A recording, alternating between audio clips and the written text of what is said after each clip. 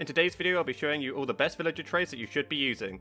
This includes cheap trades that will get you tons of emeralds as well as trades to get you rare items easily. Make sure you stay to the end to see the best trades. With that said, let's get into it. Farmer villagers have some of the best trades to get you emeralds as you can easily trade crops or food items with them. And since these items are so easy to get, you can easily make these trades at any point in the game. But by far the best farmer trade is 4 melons for an emerald. This trade appears once a villager reaches the journeyman level or once it reaches the gold badge. You can easily get melons by manually farming them. However, this is best done with silk touch though, as this gives you a whole melon whereas breaking them without doesn't. However, the best method for this is to make an automatic farm such as the one in this tutorial I made. This requires no input from you, and as long as you have a chunk loader you can leave the area to do other things while your farm works in the background.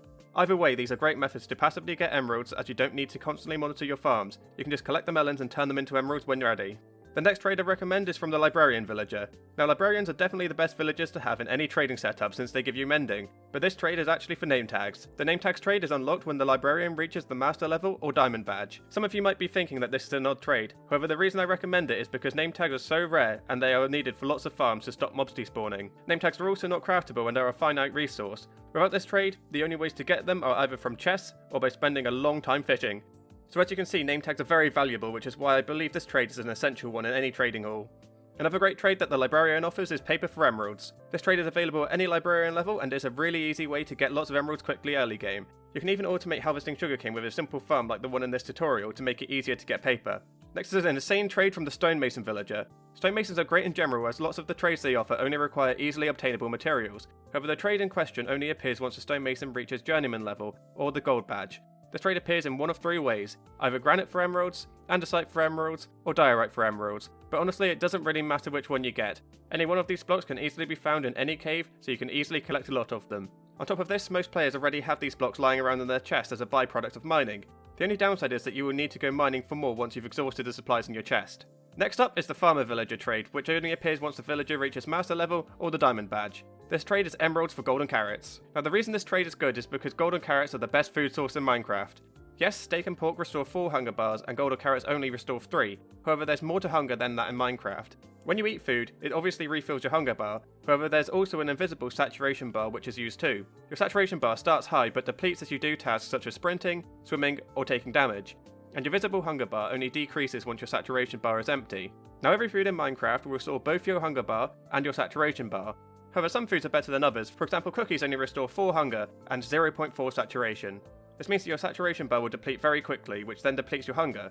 Golden carrots on the other hand restore 3 hunger and 7 invisible saturation bars. This means that your saturation will last far longer and therefore it will take way longer for your hunger to decrease too. The only issue with golden carrots is that they are very expensive to craft since they need 8 golden nuggets to craft 1 golden carrot. However, this villager trade makes it so that you can easily get golden carrots without using gold to craft them. Moving on, the Fletcher has by far the cheapest trade to get emeralds. Most of you probably already know what this is since it's a very popular trade, and that is of course sticks for emeralds. This trade is so good because sticks are very easy to craft. I mean, they even drop from decaying leaves now. This makes it a great way to get lots of emeralds at any point in the game. This next trade is insanely broken, and that is the emeralds for diamond armor armorer trade. You do need to get the armorer to max level, and these trades are quite expensive, but you're literally trading emeralds for diamonds, so it's a no-brainer for me. The armor usually has enchantments on it too as an added bonus. Plus if you use some of the methods mentioned earlier in this video, then you can easily get tons of emeralds for this trade.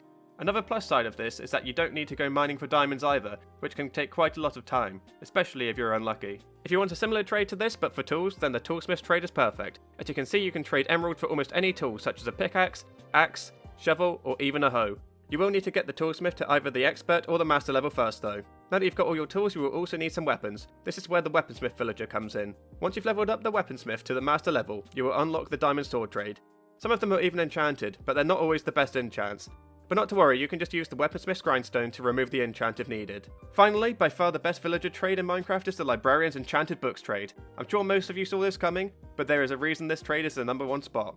And that is because the librarian villager can give you essentially any enchantment of your choosing. You can even get enchantments you can't get from the enchanting table, such as mending, like mentioned earlier. So there you have it guys, those are the enchants that I would recommend anybody to have in their trading hall in Minecraft. I hope you enjoyed this video. If you did, don't forget to leave a like and leave any feedback in the comment section, and I will see you in the next video.